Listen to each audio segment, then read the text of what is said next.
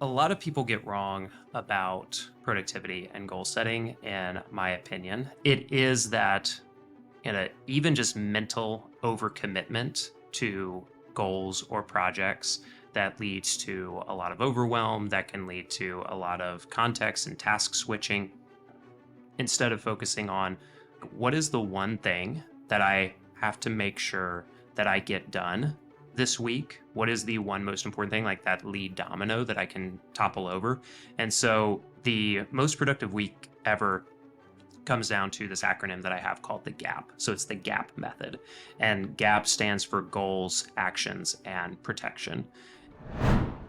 I met Matt Ragland while I was speaking at a ConvertKit conference, and I was just struck by how present he was in the conversation. And as you'll discover during the interview, he's quite accomplished. You're going to learn a lot from him. But as we were chatting, he was focused on being interested as opposed to being interesting. So just an incredibly thoughtful and curious guy. And when he finally did share what he's up to, I was impressed with how he combined a disciplined but creative approach to his work. For some reason, I don't know, those two seem at odds to me.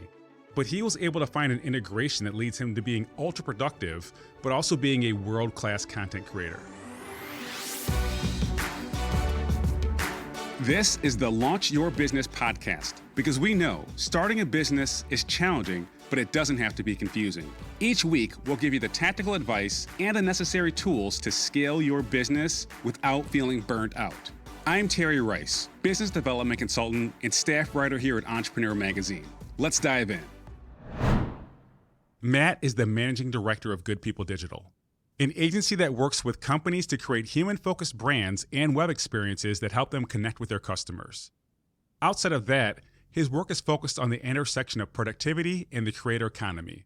So if you're struggling with either of those, productivity or creativity, Matt is here to help you out. On today's show, we'll discuss how to get started with content that connects with your audience from day one, how to have the most productive week ever, and some of the most common productivity roadblocks faced by entrepreneurs and how to overcome them. Let's hop into it right now. Matt, how are you today? I'm great, Terry. How are you? I'm good. So let's get right into it, because I met you at the Craft and Commerce event for ConvertKit. So I want to jump right into it. My first question for you is this. I'm going to drill you. Ready? Okay, let's go. How did your day start out? What did you do this first thing in the morning? Today is such a bad day for you to ask me that question. Because I slept in. I slept in is what I did. I was not a good routine person. Now, sleeping in for me is like 6:45. I have 3 kids. If I want time to myself, it's often in the morning, though not always. Often my middleest child will also get up with me around like 5:45, 6 o'clock, and we do stuff. I had like a big thing on Twitter about that this week. But normally what I do, a normal day, because my kids are down in Florida with my parents. So it's been a really like weird week for me. I've been very productive except for this morning because I was up late working. Okay. But normally what I'll do is I'll get up and I'll exercise, I'll journal, and I will like meditate and set my mindset for the day. Those 3 things I've noticed are the most impactful for me. And even if I'm doing them in small like increments or small commitments, like it may not be that I go to a full CrossFit workout. It may just be that I go for a walk, or I do some push-ups and like air squats or kettlebell swings, journal, write down the things that are most important for me to do today, and then focus my attention and intention on those things. Those are usually the 3 relative non-negotiables of a morning for me, along with making delicious coffee, that I have found have the biggest impact on my morning, on my mood, and on the energy that I have throughout the day. Somehow we always end up talking about CrossFit on this podcast. I don't know if I steer it that way or the guest we have. You did not prep me for this, so it's either CrossFit or jiu-jitsu. So I either try and lift something that's heavy, or I fight a person first thing in the morning. And everything after that feels a little easier after you've already been in a fight. I would assume so. So we kind of hopped into it. So right now people know that you fight people, you do CrossFit, and you're a good dad. But how would you introduce yourself if someone just like sat down next to you on a plane? Like, how would you introduce yourself? I think I should probably start with the way that you just described me, because I think that would be a much more interesting introduction. And I'm flying back to see my kids on Saturday, so maybe I'll try that one out. But the work that I do with Good People Digital is like we build, create, and manage newsletters for some of the top creators that you might be reading. So these are people that we work with either from a content strategy and direction standpoint. It could be that we're doing some ghostwriting or heavily influencing the content of a newsletter. We also build and launch online courses along with many of our clients and creators. And we've worked with best-selling authors, YouTubers, podcasters, all kind, some of the most popular bloggers. Bloggers a little bit of an older term now, it feels like, but we help the world's best creators like leverage and monetize their content. Yeah, we talked about this at the ConvertKit conference, and I found out, I won't say the person's name, but you're essentially ghostwriting one of my favorite authors' newsletters. And now when I receive it, I'm like, thanks, Matt. I mean, it's still good, but it's funny when you can kind of like, see behind the curtain. But let's answer like a question that I know there are people out there listening saying, hey, I get it, email is powerful, but how do they get started? Like, how do they get started with their first newsletter or first sequence? Like, what's the best route for that? Yeah, if you're starting completely from scratch and you haven't done, let's just say that you've done some work on social media, you've been putting some content out there.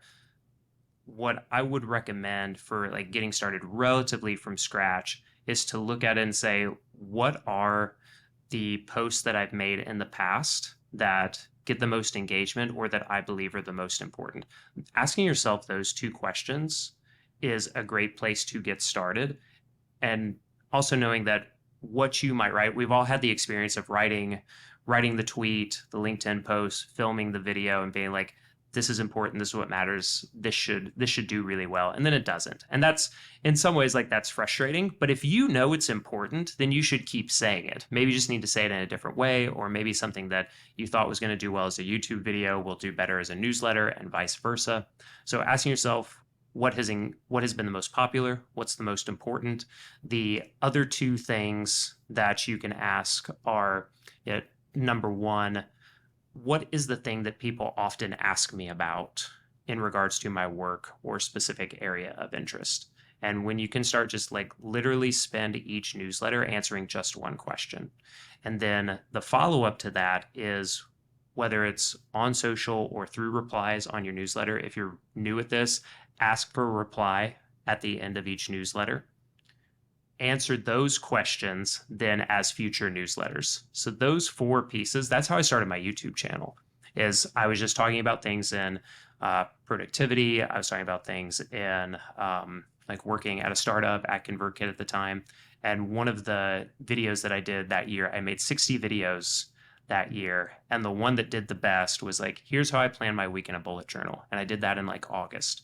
So towards the end of the year, I was like, what were the most popular videos? And at this time I had like 600 subscribers. So to say something was popular is like it has 500 views instead of 78. And I saw that bullet journal. I was like, oh, I'm going to do an end of the year, beginning of like new year planning. Here's how I'm planning my year in the bullet journal. And I thought maybe this will be my first 1,000 view video, like lifetime views of the video will be around 1,000. It had 1,000 views in the first 48 hours. And one of the primary questions that people were asking was like, hey, you talked about this time management system. I call it the 10 block system in the video. Can you explain that more? The next video is like, hey, here's a deep dive on the 10 block system. And then people were like, hey, you talked about like your like monthly or your weekly planning like ritual and system. I was like, oh, okay, the next video is about that. So for about 6 months, I was basically just making the weekly video, and then the next week's video would be answering some question that was asked in the comments about one of the previous week's videos. So being able to add like one little caveat to that people often ask about, if you're new and you don't have a lot of engagement, you're like, Matt, no one's commenting. I don't have like, are we talking about I should do the 7 view post instead of the 2 view post? I was like, okay, that's fair. So the other thing to look at, Reddit is fantastic for this. Like go to Reddit. I don't often say that, but like Reddit as research is great, and see like what what things are people asking that they're not getting like good answers to? And you can just answer that literally in your own content. You can also, on social media, find people that you follow that are in kind of the same like relative niche as you, and see what topics are they talking about that you have a different opinion on. So talk about what they're doing, not what that specific person is doing, but give that in your own opinion. And another way of doing that is if someone like Justin Welsh, who's great on Twitter and LinkedIn, he'll talk about solopreneurs and like building a one-person business. And sometimes like I'll look at his stuff, and Justin and I have done some work together. He's awesome. He's a buddy. But I would look at it and say like, okay, what, especially like for these big creators that get hundreds of replies, go look through their replies and what are common questions that are being asked in the replies that like Justin or Sahil Bloom or Amanda Natividad just don't have like the capacity to answer. And they're like, okay, this is something that I can answer. And I would write about it. And then I would like say, here's something else that I would quote tweet and say like, here's something that Justin talked about. And here's a way that I think about it. Cause a lot of people were asking, here are my thoughts. So there's like 5 or 6 like ideas there in terms of generating content, whether you're right at the beginning or if you are like, I still do that now. To start a business, what's the first thing you need? Exactly, a big idea. Now, once you have that big idea, you're going to need a technology partner with the network and security to help you get it out into the world. So is it possible to find a partner with all the solutions a new business needs? It is with Comcast Business. They have the largest, fastest, reliable network for small businesses, plus gig speed Wi-Fi to power every employee and all the devices that get the work done. And it will get done because this internet is consistent with 99.9% network reliability to help keep you up and running and ready to succeed. You'll also get next-level cybersecurity to help you against attacks. Oh, and as your business grows, Comcast Business Solutions can flex and grow right along with you. No problem. It's all on the next generation 10G network. No wonder Comcast Business powers more businesses than any other provider. So, do you have a business you're ready to bring to life? With Comcast Business, it's not just possible, it's happening. Comcast Business, powering possibilities. Let's dive deeper, right? Because I went on your website and I saw that you had this guide, like how to have the most productive week ever. So how does one do that when one has 4 kids and enjoys CrossFit? We mentioned it again. Gotcha. Yeah.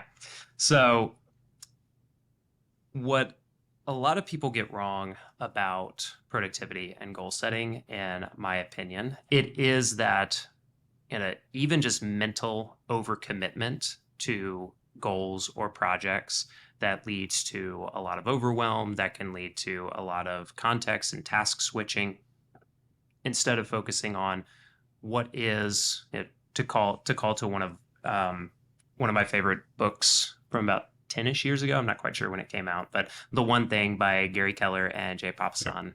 And I have kept that like kind of lesson in mind. Now, I don't like only focus on one thing like for a quarter. I just have too much going on for that. It's not that season of life. But what I will do, and this like is where it comes down to the most productive week ever, is I pick like what is the one thing that I have to make sure that I get done this week? What is the one most important thing, like that lead domino that I can topple over? And so the most productive week ever comes down to this acronym that I have called the GAP. So it's the GAP method. And GAP stands for goals, actions, and protection. And what that means is it creates a bit of a flywheel so that when you define the goal, the one goal that you have, ideally it's stacking like weekly wins to your summit of success of like the monthly or quarterly or like annual goal that you have. But I want to shrink that down to a single week and a single goal. If I know what that goal is, then I'm going to analyze it and I'm going to look at it and say like, okay, what are the actions that I need to take that if I were to check off all of these to-do items, all these action items, it will naturally lead to the completion or achievement of the goal. So it's goals, actions, and then protection is protecting the time. And I'm going to look at this and say, like, okay, I have these 4 to 5 action items. How much time do I need to protect? Let's just say 2 hours. Okay, I'm going to protect time to do this for 1 hour on Monday morning and then 1 hour on Thursday morning. And I'll come back to that in a second. But now this is where the flywheel, we talked about flywheels a lot at the conference, is I can start to work backwards and say, like, okay, now that I know my goal and I know what action items that I have, and I've protected time. Now the key point is when I get to this time that I've protected, I need to focus on these action items. And as long as I do that, then I will naturally achieve the goal that I set at the beginning of the week. And I can continue doing that for additional goals once I have the first most important one completed. But there are two challenges that people often hit. One is the inability to stick to the time that they've protected because they've tricked themselves into thinking that something else in the moment is more important. And sometimes that's true. Often it's not as true as we make it up in our minds. Michael Hyatt has this great term called uphill versus downhill work that he talked about in his book, Free to Focus. And uphill work are the things like those like action items for that core goal that are going to push you upward. Like they're a little hard. They like are challenging to do. It's not as simple. Now, downhill work, those are the things where like, oh, I gotta follow up with these emails. I gotta like, fill in these contracts. It's super important to make sure that people are paying us. And that is true. But if you're continually doing that at the expense, literally, of the other things that you have said, that I have said are most important for me, then that's downhill work. And so that's how I look at having the most productive week ever, is setting up this series of like gap plans. What's the goal? What are the actions? When do I protect the time? And it might be that I do 2 or 3 of these each week.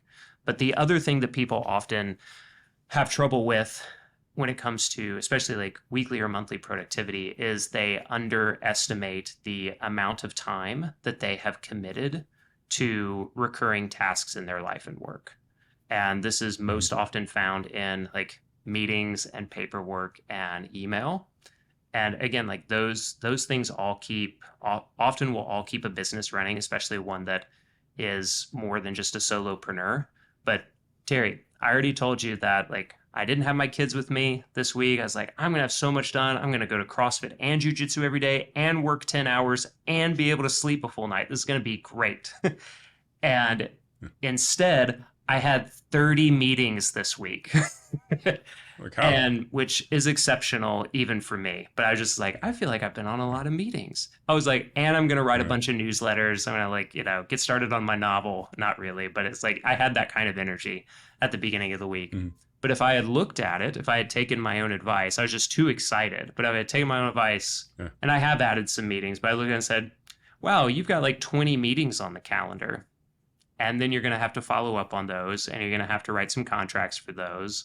And that's going to take up a lot of time. I look at it as like, I probably can't train for 10 hours and take 30 meetings and do all these things. But I didn't like do the work to notice and then like pay attention to, I'm already pre-committed to a lot. And so that means I can't also like intend to do a bunch of additional creative non-recurring work in this week. It's going to be like, I'm going to cram this in and that's fine. But I like had to change my mindset on that literally earlier today. I was like, man, I haven't written as much as I thought. It's like, well, you also are going to have 30 meetings. So I was like, oh yeah, that's right. Okay, that's fine. Why? Yeah, that's probably why. That's okay. And I chose to do that. But having that level of awareness about what you're already committed to each day and each week will really help you shrink down like these. Because often when we think about goals, these are things that we want to do in addition to, like often goals in this sense are extra. So we think about, it's hard often to like plan those effectively, knowing that what if you only have 1 or 2 hours per week, literally, to get this done? And this might be a 30-hour project. Do you realize this thing that you may only take you 15 hours, 10 to 15 hours, but if those are it's only 1 hour a week, this is going to take the whole quarter, not just a couple of weeks. Yeah. Like, okay, that's just having that realization level of awareness is important.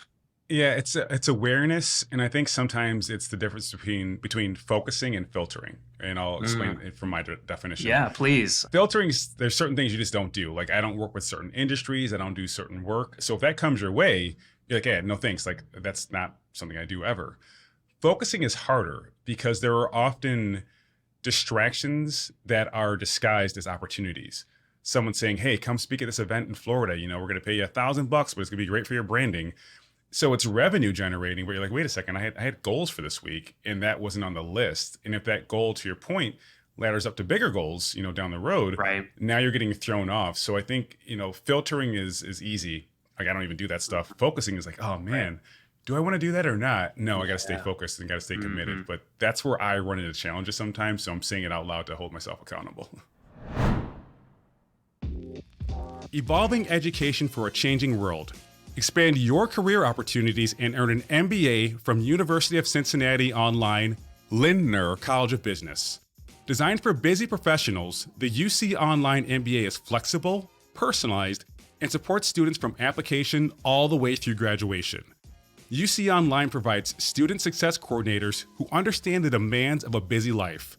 Get the world-class degree you deserve without sacrificing work and family commitments. Fortune ranks the University of Cincinnati Online, Lindner College of Business MBA as the number 11 best online MBA program in 2023. Learn from the same top-rated, award-winning faculty who teach the on-campus courses and complete your studies in as little as 1 year. Applying has never been easier. Lindner College of Business has removed the GMAT and GRE requirement for applying to the program. Plus, the application fee is waived for students applying to the upcoming Fall 2023 and Spring 2024 semesters. Propel your career forward and apply now at online.uc.edu/MBA. That's online.uc.edu/MBA. Why do you think people get stuck on projects instead of seeing it to completion? I think a lot of it does come down to what we've talked about, like that focus versus filter problem. There's also a big perfectionism element at play here, and we probably all experience some level of that. You see, I've experienced this, and Tiago's a friend, but Tiago Forte, who has the amazing Building a Second Brain course. I have taken Building a Second Brain. I've been a part of that community. But when I put together my productivity courses in the past, I would really fall into the comparison trap and perfectionism, being it's not very good, or it doesn't look like this, and I wish it would be better, and I need to tweak it a little bit more. So we get caught in this trap often. The thing that and this also goes into the actual time that you have, is for something like a course, shrink that down from, I'm going to do a cohort course, or I'm going to do something that's Building a Second Brain, but looking at it and saying, what is a short version of this that I could do? And my favorite version of validating a course concept is through a live workshop, a paid live workshop. So if I did that, I know you're familiar with this as well. If I have a course idea, then I'm going to set a date, and I'm going to ask people to pay me for it.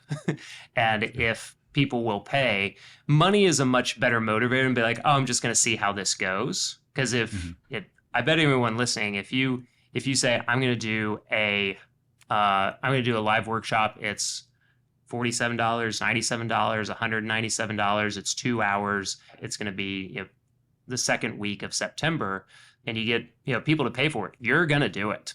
You're going to do it. And so that is a much bigger motivator. That's often what I'll will help people do. It's how I've launched almost every product that I've ever done, is first through a live workshop or some kind of pre-sale.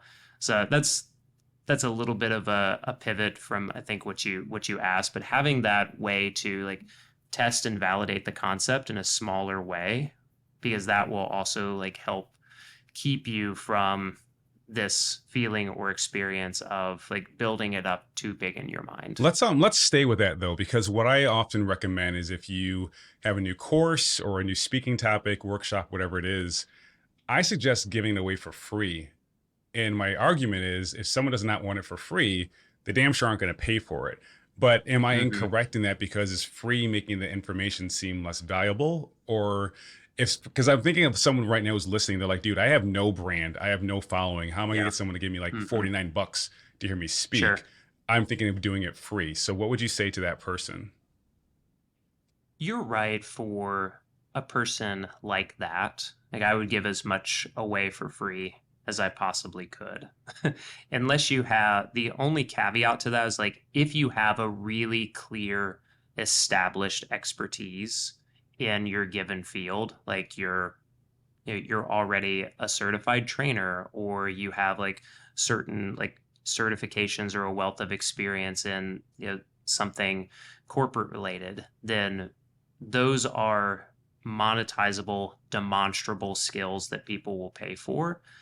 There are those elements, but if you're just like starting your brand, you're starting your content relatively from scratch, then I would talk about your thing in like smaller ways every day for like 6 months, and then do what we're talking about with a paid workshop. Awesome. So let me ask you this last question, then I'll let you go. You mentioned earlier the comparison trap and how that was a mistake you made. One of my favorite questions to ask is this: what is one lesson about entrepreneurship that you wish you learned sooner?